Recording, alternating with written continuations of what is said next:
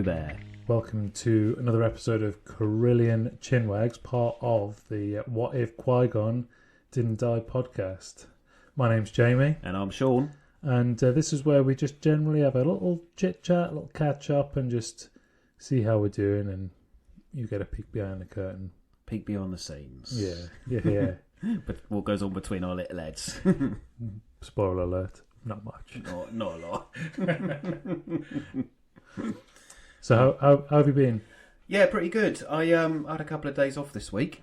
Nice. Me and my friend, I can't remember his Instagram handle, but I should drop it in here really, because he's an amazing painter, because we both do Warhammer. Mm-hmm. So what we did was to dust away the Christmas blues, where not a lot of painting and stuff gets done. We said, right, what we're going to do is we're going to have a 24-hour paint-a-thon. Oh yes. So what we did was we went to this little shop in Eastleigh, lovely shop actually, one of the better shops I've been in, just for how everything was displayed and set out. It was actually very nice and easy to look at stuff. Normally hobby shops are a little bit manic and there's stuff sort of squeezed in everywhere. So we both had to choose something we wouldn't normally choose. I mean, it could be anything. If I found something for my armies, I could have brought it in and said, I'm just going to paint that. But we sort of just, decided that we're going to choose stuff that ain't for us. Oh, nice. But out of your comfort zone then. Yeah. So I brought a little box of dwarfs that aren't really in production anymore, but they're sort of hidden away up. A little box full of dwarf models. Let's just make that clear. All right, it wasn't a big box of models. Yeah. And he brought a box of beast men. Yeah. With a big old monster in it. Can't say that either, but yeah. So we went back to his. We did sleep. I'm not saying I painted for 24 hours straight, because there's no way. Yeah. I could do it without sleep. I'm a sleepy boy. It's a long time, isn't it? It's a long time. I don't know how these other streamers or whatever do it. They're crazy. But we didn't stream it or anything. It was just for us, purely for us. A couple of other people in the circles were sort of doing it, but nobody sort of shared anything. But yeah, I'll show you a little picture of me, of one of the little lads that I painted. Yeah, there he is. Look at that. Is that an impressive beard? It's an impressive beard. It looks like it's so impressive. He's actually got his belt around his beard. Yeah, he's tucked his beard into his belt. Very Tolkien-esque. Yeah. That it's not a Tolkien model, but you can see where, because obviously them sculpts are a little bit older than the newer ones. Yeah. So you can tell where their influences came from when it came to old sort of models for the Warhammer Fantasy stuff, and that's why it's on a square base, because Warhammer Old World's coming back. But yeah, so we did that for 24 hours. We didn't paint everything in the box because we'd need a lot more time to do that. Yeah. But we both sort of did the champion and then like a unit and a little bit, which was really, really good. The amount of detail you go into there, I'm not surprised it takes so long to do. It's your elbows that hurt. Yeah. You're leant on a table holding a little model like that, and then you're trying to just paint all the time. Then your hand just becomes like that, and you can't move it. You try and eat dinner, and you're like, I mean, you're used to that cramp anyway, aren't you? Yeah. Yeah. Well, yeah, son. That's why I go through tubs of Voltarol every day, just dunking it in there. Oh, relief. But yeah, that was the start of my week. So I'm actually only at work for 2 days this week, because I'm also off Saturday for me big 3-4, the big 3-4 going on 64. 64. Have you got any plans for it? We are going axe throwing. Oh, nice. Yeah, I've done it a few times before. Yeah. I've had 2 very different experiences. One where it's overly safe, and it's obviously in a place where lots of children go, so it's all sort of, you have to stand like this. You have to sort of do it like this, the axes are a little bit blunt. And then, you can only face one way, sort of blah, blah, blah. And the other experience I've had is where a bloke's just like, yeah, I made these myself. Do not drop them. I do have a licence and I am insured, etc., but they do hurt. Throw them over that way. Yeah, no. And also pretend you're a Viking warrior instead of standing properly. I don't want to start any litigations or anything like that. He was safe, don't get me wrong. But yeah, so I don't know what to expect, but I'm looking forward to that. So you're going to a different place again? Yeah, I've not been to this place before. It's down in Southampton somewhere. Oh yeah, I think is that the Bad Axe? That's not Bad Axe there, is it? I can't remember. I haven't organised it. I don't even know what it's called. My brother's going to drive, so I'm just like, all right, I'll just rock up and throw some axes when I get there. It is fun. I've only done it once, and I really enjoyed it. It's fun though, isn't it? Yeah. And when it actually does stick, it's great, isn't it? You're like that. Oh, finally, I'm a Viking warrior. Once you get the knack of it, it just kind of always seems to work. Yeah. And it's one of those things, isn't it? You've just got to get the right sort of body posture, and then once your brain's sort of connected it to your hand, and then to this object, you're just soaring. Yeah. Once you know the weight and the spin sort of speed you need, then it just seems to work, and you can throw it overarm as normal. Yeah. You can do it underarm if you want. You can have it behind your back if you get really good at it. You can do it because of your brain's already adjusted how you hold stuff because of the weight. And so it's amazing what you can do. Yeah. But I'm looking forward to that. Yeah, that's going to be cool. I like that. And then I'll just be older, but none the wiser, really. Still playing Pokemon and Warhammers. Just join the club. Yeah. Yeah, nothing changes. How about you? How's your week been? All right? Yeah, not too bad. We obviously had a nice little trip out to cinema. Yes, we did. Very good. Very good film. We watched Poor Things, which is an interesting film. Yeah. To say the least. Enjoyable though. Oh, very enjoyable. We don't say interesting like it's a bad thing. It is entertaining. It's not for everybody. No. I don't think everybody's going to watch that film and go, that was the best thing ever. But it was very entertaining. It was funny. It's a dark comedy. It's a dark comedy. Yeah, I was going to say it's like a dark comedy with a tiny little hint of thriller in it, because it makes you think, I don't normally sit through something like this. I've got to really sort of zone in. And focus. You feel like you've got to concentrate. Yeah. Which was good though, because you don't just sit there and zone out. You actually have to think about what's going on as well, and sort of go, did that just happen? I just need to focus here. Yeah. To watch it. But yeah, it was really enjoyable actually. Yeah, I think it was. What's the word for it? Kooky. Yeah, it was cookie, but it was sort of unsettling, like the different camera angles and almost different camera, like the style of filming. Yeah, I agree with you there. It was a bit black and white at times. It was a bit fisheye at times. It was colour. It was. Oh yeah, because it did go from. It was black and white to start. Sort of black and whitey to colour widescreen almost. Yeah, not to spoil it too much for people, but well, it was good. Yeah, I liked that fishbowl-y black and white-esque shots. It looked really sort of old-fashioned horror. Yeah, it did, didn't it? And I think that's why I enjoyed it. Yeah. When you're watching it. In fact, when you watch the trailer, you don't really understand what the film's about. No. And then when you watch the film, you don't really know what the story's going to be. You can't judge it and you know can't what's work going to happen. Out. But I think it's really well paced. Oh, absolutely, yeah. And I don't want to say too much about what is well paced, but because it's a bit of a spoiler. But it just flows really nicely. By the time you get to the end of the story, it is like a proper story as well. Does make sense. Yeah. So when you get to the end, it really does sort of all just sort of come together, and you go, "That was a good little journey." That. Yeah. And now we're here, and that's that. Yeah. No, it was good though. Yeah. But yeah, I think that unsettling nature would put a lot of people off. If all you're into is just your sort of typical action film or something like that, a blockbuster or just easy to watch, and then it's probably not going to be. Yeah, not really for you. But at the same time, I'd recommend it to anybody. Yeah, at least to push the boat out of what you would normally watch and absorb. Yeah. To be fair. But yeah. Other than that, I've just been working. Yeah. Doing early mornings, so I've been tired, boy. And it's cold as well for you. Oh yeah. In the van, rustled up. Yeah. Monday morning was -7 when I left the house in my shorts. -7. Oh. Yeah, you feel it. You feel it whip around the legs. Yeah. It's fine. Your little toes are going. The blood's frozen before it gets down here. Feed me. But yeah, no, it's been pretty quiet, to be honest. Just chilling, just trying to relax, trying to stay warm. Yeah. Avoiding going out as much as possible. If you warm the house up, why would you go outside when you've paid? In this economical day and age, well, exactly, where you spend money to just stay alive. Shouldn't moan really, but but that's the thing. It's like my nan's got this big old house, and she puts the heating on, but she's got an electric fire in the front room. Not to disrespect me, Nana, but I'm like, why don't you sit in the front room with the fire on?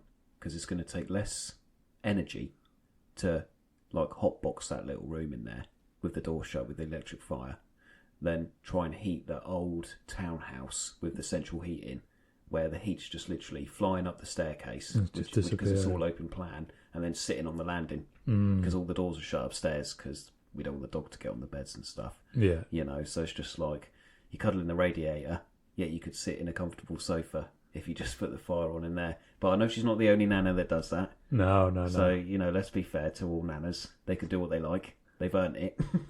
So, some people just put a fire on YouTube and just sit and watch sit and watch the fire, yeah. Ambient fire thing. Do you know what, though? I know you bring that up. If I just really need to chill, I put stuff like that on.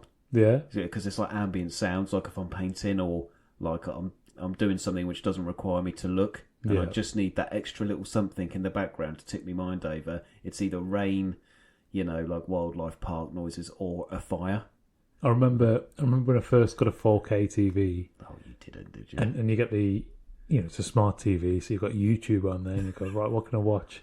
In Ultra HD. Let's go and watch some Ultra HD. And it was like all animals, wildlife, underwater scenes, all looking real crisp and real nice. Yeah. My brother and my little niece do that. Yeah. Because they've got a big old telly like you with like Sky built in and whatever. There are other TV services available. And they love watching the underwater stuff on there. Yeah, it's mesmerising for her. It's just calming, isn't it? Yeah. Yeah. I haven't done it for a long time. It was just, I do it every time I get a new telly. I think I'll just have a look and see how that looks on there. Yeah. And you're breaking the telly with the old, you know, Attenborough-esque shots. Yeah, that's Planet. It. Oh, look how nice that looks. Ooh, look at those colours. Oh, look at that blue water. Oh, crisp. It's almost like I'm there. Don't touch the TV. I was going to say, though, just to change subject. So, you know, when we did the Dooku episode, I said about 10 times, because I re-listened to it today, that I said Boba Fett was at the Australian pit fight, but it's actually Django, because Boba obviously finds his armour after he's had his poor little head chopped off. Yeah. So, if anybody's listening and they were wagging their little finger at me, it's Django. Who was there. And I think there was another point, and I was thinking about it today because I'd re-listened to it today, just something to listen to in the van and that. And there was another point I was going on about, and then today I was like, why did I say that? Because that's all wrong. It's something to do with Maul and Dooku. Oh, okay. And I think I got a little bit confused there about how stuff happened. But we'll have another episode about Dooku, I think, because there's a few things that happen in the Clone Wars that would make a bit more sense when it comes to Darth Maul and Solo and sort of all these other little things that coincide together. I think it can be excused though, because like we've said in the previous episode, episode 2 and 3 of the films, there's a lot of crossover, and it's very easy to get things confused. Yeah, and that's what happened, because it's just one big storyline after Anakin grows up. Yeah, and I think that's what we said before as well. Like, episode 1 is a standalone, but episode 2 and 3 they're a combined story. You could literally just start and finish them both, and you wouldn't really get lost. No, apart from the Clone Wars and that. But you know, you would only need a little tea break to go, oh, the whole Clone Wars happened in the middle there. Great, carry on. Yeah, let's keep going. Yeah. So I don't worry about that. All right, just the Django Boba thing. You know, irks me a bit. Just wind yourself up. I did. I was like, you should have known.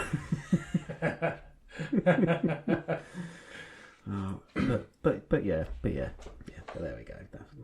That was just that, because I do like listening to him again, just to make sure I've got some facts right at least. Or if I go, oh, maybe I can touch up on that later on. Yeah, you know, because I've been trying to rewatch the films. I've watched episodes 1 and 2. I need to watch 3, and I've watched episode 4. I know it's all a bit of a funny order, but I started that because I was just thinking of ideas for this. And then I was just like, oh, episode 4's full of inconsistencies here. I love this film. Yeah. But there's so many things which are just like, 10 minutes ago you said something different.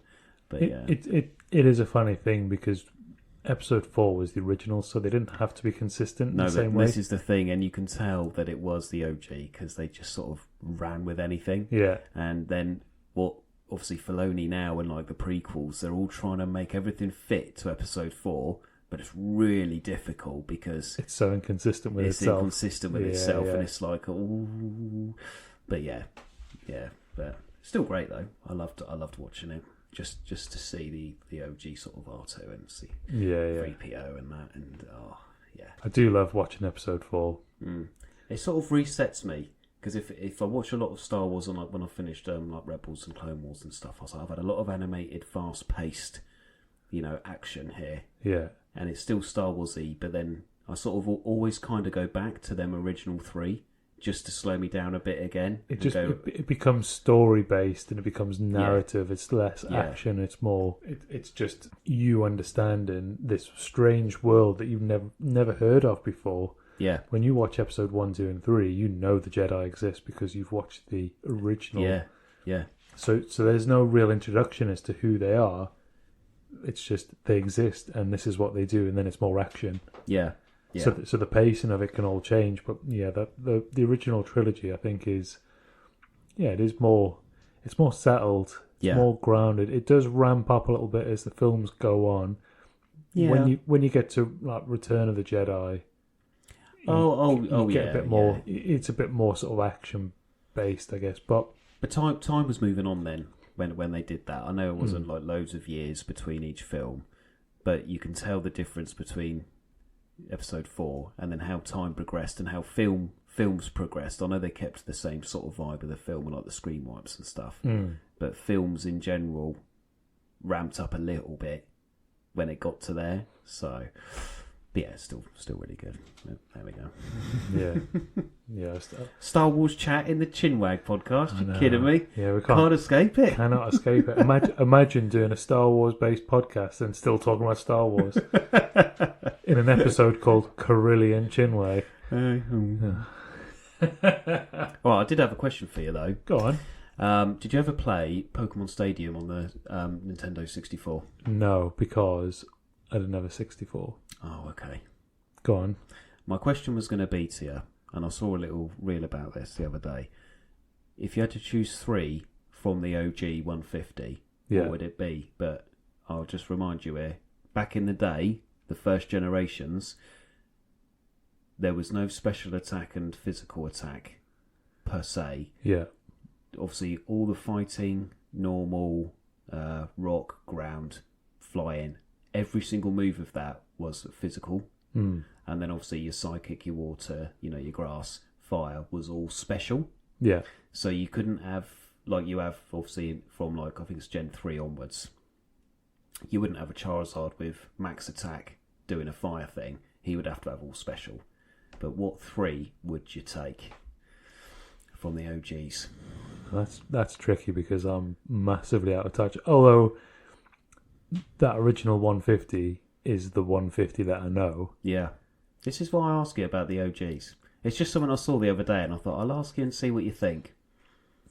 When I used to play it on the Game Boy. Yeah. Game Boy Color. Yeah. And I always used to start with little Charmander. Of course you did. Because why wouldn't you? Why wouldn't you have Blastoise? He's got cannons, man. I know he has got cannons. But no, I get the hype around Charizard. Yeah, and fire, it's just power in it. Yeah. Yeah, so I always quite liked having a fire Pokemon to start.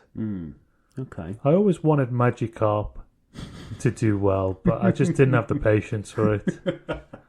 Magikarp with his little tackle. Yeah. Splash, and then I think it learns Flail or something like level 50. Yeah, it's a long way down the line, isn't it? Yeah. Who were the fighting Pokemon? So you have... was it Machop and... Yeah, Machop, Machoke, Machamp. And then you had Hitmonlee, Hitmonchan. Well, I'd probably have a Machop in there because for whatever reason, I remember playing, whenever I came up against the fighting Pokemon, they were tough battles. Yeah, because back then it was all attack stat. Yeah, if it was all physical based, then that would explain why they were so tough. And your little Pikachu and Charmander probably had more special stat than defense. Because obviously it was a special one. So that's why it would have... it's quite difficult. I replayed Yellow a little while ago, and I know what you mean. Is if you go back now from today's easy gaming of the newer games, it's very difficult to get your head around. Oh my God, like I'm getting my butt whipped here. The grind is so hard. But anyway, back to it. Go on then. So you'll have Machop and Charmander. Yeah, so I've covered a couple of bases there. And who else would I have? I never liked fighting the psychic Pokemon. They always just used to just cut through the defense and just wipe you out really easy. But then you'd have those Pokemon which were like smoky, like what do you call them? Ghastly, Haunter, and Gengar. There was those. I'm sure there was another one that was. It looked like it had sort of noxious gases. Oh, coughing and wheezing. Yeah, that's it. Yeah, with the little skull and crossbones on their, that's little bodies it. there. Yeah, I always thought they were quite. I think if you could get them against the right opponents, they could be quite good. Yeah, because back in the day they would have had flamethrower and explosion and stuff, which back then explosion and self-destruct were like the biggest moves you could do, even more so than hyper beam and stuff like that. And actually saying stuff like that, the Voltorb and the Electrode always self-destruct as soon as you entered battle. You're like, I need one of them, can't catch it, it's self-destructed. Yeah, they used to wind me up. And the Zubats in the cave. Come on, repel. I really enjoyed those games, but after you fought so many Zubats, and so many Caterpies and Pidgeotos, you're like, I need some different Pokemon here. This is it. Unless you're EV training, because when you go back and you think, I'm going to make a competitive team here, I need to fight Zubats for speed. So you need to fight 250 Zubats per Pokemon to make their speed really go. Obviously, this is now, I can't really remember how it worked back then, but yeah. So your three would be Charmander, Machop, and Weezing. Yeah, I think so. There's a bit of variety there. Oh, okay. Something for most occasions. That's what I'm scraping from the depths of my memory. Because I thought you'd have said something like Dragonite. The OG dragon. The only dragon in that generation. Yeah, I think that's a popular choice, isn't it? I quite like a Dragonite. But, yeah, see, you've chosen little babies as well. Because I was going to be like Gengar, Dragonite. Yeah, but then you get to train them up to be how you want them to be. Oh, that's true, yeah. You can choose their moves as it comes through once you hit those levels. Yeah. I always quite like stuff like Ekans. Oh, Ekans and Arbok, yeah. Because you reverse their names. Yeah, that's it. Cobra and Snake. Yeah, that's what they are. Yeah, and Onyx again, rock-type Pokemon. Massive snake. Beautiful artwork, yeah. Also sometimes a real struggle to defeat. Especially when he done, what was it in Gen 1? Brock used to, it was Rage, wasn't it? So you kept hitting it, and it would wait for 2 turns and then, like, bash you with all of the stuff you've done to him. Yeah, my goodness. Hard battles. Hard battles, that, because you wouldn't have any, because in Red and Blue and Green, you wouldn't have, apart from Squirtle and Bulbasaur, if you chose Charmander, there was nothing you would have that is super effective against an Onyx. But obviously in Yellow, you were able to catch a Nidoran because you had Pikachu. But yeah, so with Charmander, you would have to ember that thing to basically death, and it would take all 25 embers. Yeah. Unless you grinded to make a Charmeleon before the first gym. But if you do that, I'm proud of you. That's. I don't remember how far I got, but whenever I played those games, you do grind out those first few levels. You need to try and build up some attack, don't you? Yeah, before you get to because you do the first gym and then you've got that long path. I can't remember what the route number is, like route 5 or 7 or something. And then you get to Mount Moon, where all the Clefairy and the Zubats are. Oh yeah. But you need to be a high level for that because you are stuck in there for ages. Just with your little Pokemon doing flash to light up the cave, and then you're walking around for ages. And obviously back then it was a little D-pad, and there was no run, so you were literally just walking, and you were like, oh god. Yeah, so you need to level up a fair bit. Where's the escape rope? Yeah, that's it, yeah. Please let me out of it. But yeah, well, there you go. Yeah, just a little answer. Yeah, that's nice. That's pretty cool. That I can't remember what these lads said in the reel. I think it was something like Jolteon, Moltres, and something else. Yeah, I think I saw the same. You know which one I'm on about? Yeah, the dudes. Yeah. That's what I thought I'd ask. I was like, oh. Yeah, I did see it, and I did give it a little think at the time, and I thought I don't know enough to really put thought into this. But on the spot here, I've had to just come up with some. I think you've done well. You've got a special, a physical, and another special / physical sort of dude, tanky. Yeah, it's harder back then because, like I say, all the types were either physical or special. You didn't have a psychic type which could do physical damage. So obviously that Mewtwo back then was just literally big boy special. Yeah, which is why Gengar was so good against him because he was quicker and also a special, so he could do all these sort of gubbins. But yeah, there you go, little pokey chat. Yeah, I think one of them chose a Snorlax. Oh, Snorlax. Yeah, Snorlax, Dragonite and Jolteon, and the other one was something else, yeah. Because you'd have to have that Jolteon. It's like the quickest one in the 150 OG. Yeah. Yeah, I think he's even quicker than Mewtwo. Oh, okay. Yeah, which says a lot, considering that was the first big legendary. There we go. Nice. And who do you say you'd have? Well, seeing as you've gone all Littlins, I'd probably go for Squirtle. I like Gengars. With the saxophone. With the saxophone, yeah. Giga Chad, Squirtle. I'll go for Ghastly because then he evolves into Gengar and he's like one of my favourites. Yeah. And then maybe a Kabutops. I quite like the Scythe. Sort of rock one. Yeah. Because maybe Dragonite, but I have him on every game. So it's nice to mix it up, isn't it? Yeah, that's it. Yeah. I try and do that anyway. Whenever there's a new game, I try and always make a team out of new ones. I don't, unless I'm doing like a little challenge or like building a team for an event or something. I always go, right, what's new and come out just to hear, because I want to try new stuff. Yeah. Like I could have Dragonite in every game, but I refuse until I build a team for the competitive after stuff, because I just want to play new little boys. Yeah, just you've got to try something different. That's it. Yeah, give them all nicknames so you get attached. And then whenever they faint, you go, no, Ferdinand! Miles, help me! Yeah. Good names. Thank you very much, sir. Thank you very much. Because you started Emerald a little while ago, didn't you? Was it Emerald? Yeah, it was something like that, yeah. And you gave me the little, because I do want to go back to an older gen. And because I got that little game thing. Yeah. And I just thought, maybe I'll put down the Switch for a little while and just try and do the old grind again. Yeah, I got a little way into it. Yeah. I just got the push bike. Oh yeah. Oh, the Mac and it's like Trick and Mac, isn't it? So you can go really fast or do the bunny hops. That's it. Yeah. Yeah. And I think I went bunny hops because it's just cool, isn't it? You bunny hopping, and you don't need to go that fast. No. It's not that huge that you need to be whizzing along. No, that's only for egg hatching. Yeah, little whizzy boys. Yeah. And then we had the issue with all the video stuff on my phone, and I've had to wipe it all, and I just haven't got it back yet. But I'll have lost my save as well because. Oh, of course, because it would have been on the phone. Yeah. So it's just one of those things that got lost in the fire, I guess. Oh well. But it's just an excuse to start again. Yeah, that's it. Choose your little Charmander again. Yeah. I might go back to Red because they got Fire Red and Leaf Green, so it's Gen 3. Yeah, but obviously a remake of the Red and Blue. Oh, okay. So you sort of get that upgrade with the old sort of mons and the old storyline sort of thing.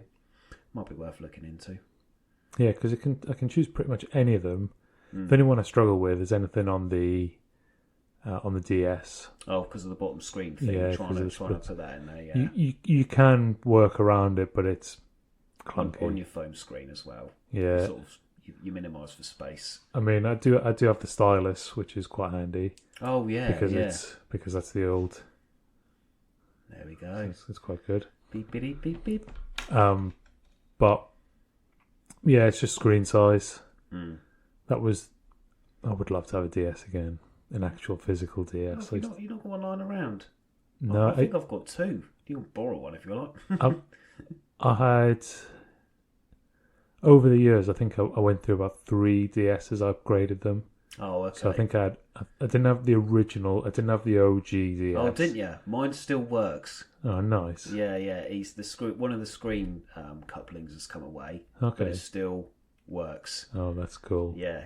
OG Mario Kart. Yeah. On that with your mates, sort of, because it was all wireless then as well. Yeah, so you yeah, have to lead up, and you just like, oh, my screen brightness is still a bit crap, but I can play at night time without having a little light clipped into the front of it. Yeah. What did I have? I had the DSi. Oh, that's the little one with the camera. That's when they put the proper camera in there. Yeah, there was, because the original did have a camera, but it weren't great. I don't think. I don't think any of the cameras were particularly great. No. I did have a 3DS as well, and that had the stereo cameras. Oh yeah, And you could take the 3D pictures, that was a cool thing. The pictures weren't amazing, but the effect of it was quite cool. I enjoyed that. The gimmick was there. Yeah, and I enjoyed the fact that you could look at a single screen without glasses on, and it could be 3D. Yeah. I know some people really struggled with it, but they would struggle with 3D glasses anyway. Yeah. But yeah, I used to just whack that up to full and just enjoy it for what it was. Just enjoy it. Yeah, it was cool. And I'm sure I had one more as well. Because after that, didn't they bring out the 2DS? No, I had one of those because it was just literally a brick. That was it didn't fold over. That's it. And there was no 3D, but it was just you put it in the little case and then you didn't have to do anything else. But it didn't have the Game Boy Advance slot in the bottom, which I missed because I liked having the obviously for Pokemon you'd put your advanced games in the bottom and transfer all your Pokemon to the DS game at the top. It would actually utilise both ports. But on a 2DS you could never do that, which is a shame. That is a shame. That's why you keep an old one in the back room. yeah. Wipe the dust off every time you need to use it. And I remember one of them had a step counter. Oh, was that the DSi or the 3DS? I think I can't remember which one it was. I think it was the DSi because I'm pretty sure it was black, the one that I had. Yeah. Whereas the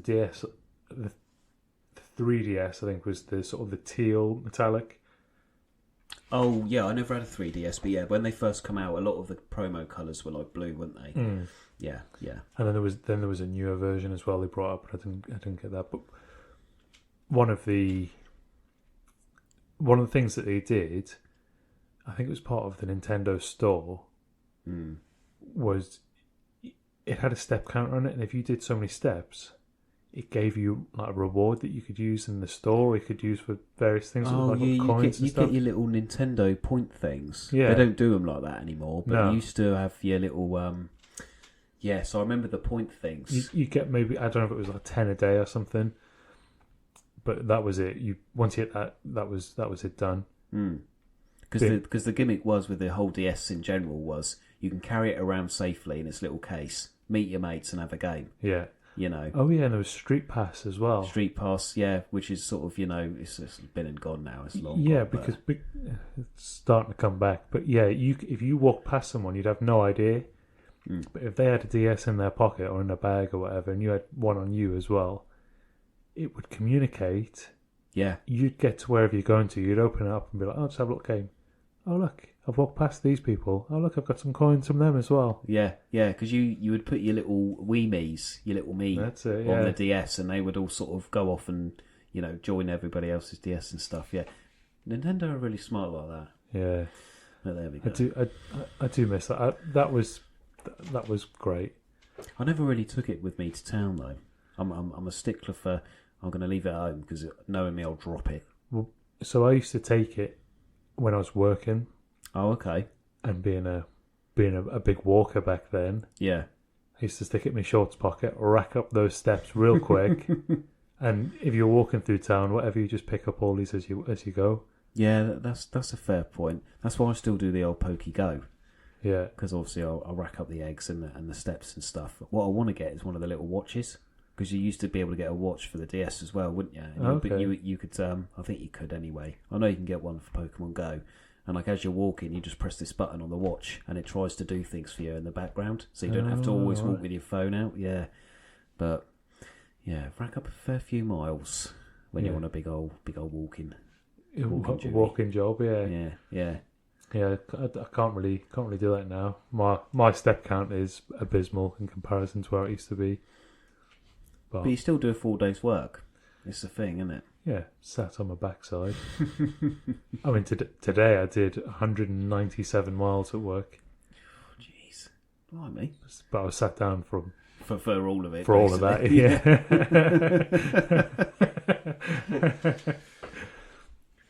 But it puts money in the bank. Yeah. For buying an N64 and replaying Pokemon Stadium. Stadium. Yeah. One day, that's the dream. One day in GoldenEye. I keep seeing these the refurbed, is it? Refurbed consoles? You get them either refurbed or updated. So especially like the Game Boy. Yeah. They used to come with this sort of the light reflective crystal screens. Yeah. So you'd have to be on a reasonably bright day. Yeah. So you could play, or you'd have to get the clip over light, like you said before.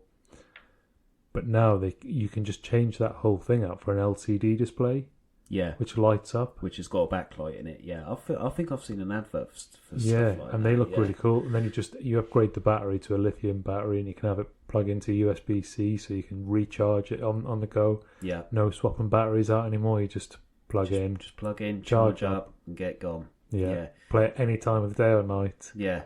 But then that little brick thing I've got, in this day and age, you just get one of them, wouldn't you? Yeah. It's got thousands. That does everything, doesn't it? Yeah. And you can plug it into the telly and charge it and play it on the big screen. Yeah. At the same time. Which is a shame, because the nostalgia of having a proper old Game Boy is a lovely feeling. I've still got one of them as well. Yeah. Protected. The batteries probably need to come out because it's a bit rusty. But yeah, holding that Game Boy for the first time, because my dad got one when he was in the army, and we had some proper old school games on it. And it's just, when I look at it now, I'm like, you started this. You and that NES, you started this. Yeah. Yeah. But good times. I do miss the simplicity of the old Game Boy sort of games. Yeah. It wasn't linked up to any internet. You weren't trying to beat everybody else. It was just, this game's for me. Years ago, I used to have an old Game Boy in the bathroom. Just for toilet time? Just for toilet time. Yeah. And it was great. And he'd just sit there and just be like, I'm going to play some Super Mario World. Yeah. Where you go in and then just turn it off because it don't matter. Yeah. Yeah. And then you do it again. And then you do it again. And you do the same levels again and again. It didn't really matter. Yeah, because it's just Game Boy. Yeah. You just, I'm quite happy with that. Yeah, yeah. That's a really good idea, actually. Yeah. Just make sure your bathroom's not a bit too damp, because what actually did happen in the end was the battery compartment did get a little bit of rusty business in there. A bit wet from the condensation and stuff. Yeah. I could never do it. My hands gets way too wet. Yeah, it's not ideal. But if your bathroom's generally fairly dry, then it's not too bad. We have a separated toilet, which is very uncommon these days. But my dad's house still has a separated toilet from the shower. Yeah. Yeah. So that'd be perfect then. Yeah. Tempting. Yeah. And if anybody listens and goes, that's disgusting, just think, some people just used to have a magazine rack in there. Yeah, with damp, dirty paper. Yeah. Rotted away. Yeah, they just sit and read a magazine, sit and read the newspaper, whatever. Yeah. This is no different. Nostalgic times. Yeah. Right, well, with that being said, I think that's a good place to end the podcast. Okie dokie. It's been a pleasure as always. Always a pleasure, Marcus. Nice little catch up. Yeah. And I might have some ideas for some bonus episodes. Oh, maybe something to look forward to. Oh, we like a bonus episode. Yeah. Keep tuned in for those. Make sure you subscribe. Make sure you tell your friends as well. Yeah, share what you can and download it. Because that all helps. And just enjoy it, really. That's what we're aiming for here. Not for the downloads, for enjoyment. Yeah, we enjoy doing it, and if there's somebody listening, then even better. What a bonus. What a bonus that one person's listening. Even if it is just ourselves. Yeah, that's it, yeah. Totally not downloading it, just to listen to it. But yeah, that's just for my own little purposes. But yeah, lovely to speak to you, mate. Yeah, and you. Look after yourself. And you. And stay out of the sand.